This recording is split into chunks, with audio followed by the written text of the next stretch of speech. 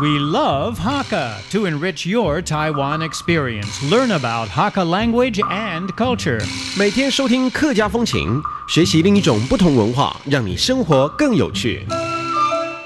Where there are Hakka people, and particularly in Yilan, you will find temples dedicated to the three mountain kings. The three mountain kings were originally the gods of three mountains in Guangdong, Ming, Du, and Jing mountains.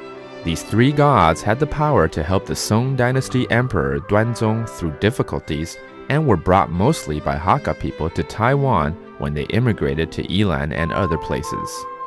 Hello, and once again, it's Joseph Lin with our Hakka lesson of the day, and... Hello, 你好，大家好，我是 Alex Pong。你好，大家好，嘿。今天呢，我们要来谈一些比较句子的东西好了，因为以前都是谈一些生字，那真的出去玩的话，可能还是要讲一些句子比较实用一点。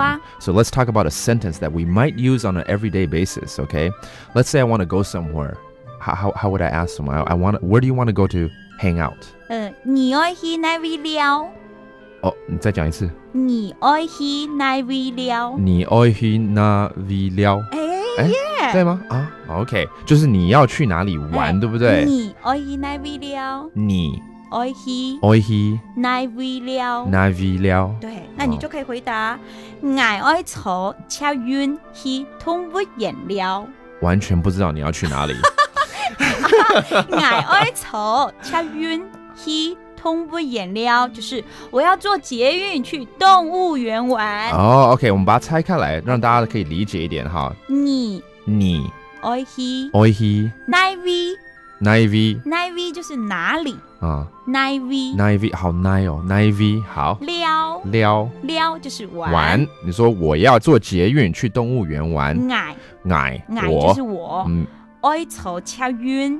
爱坐车远，捷运 MRT， 动物园，就是动物园啊 ，That's the zoo. So there you go. If you want to say, where do you want to hang out? I want to go take the MRT to the zoo. You would say, 你爱去哪里了？你爱去哪里了？我爱坐车远去动物园了。我爱坐车远去动物园了。There you go. And that's another Hakka lesson of the day. I'm Joseph Lin. 什么大家按字写张来了。拜拜。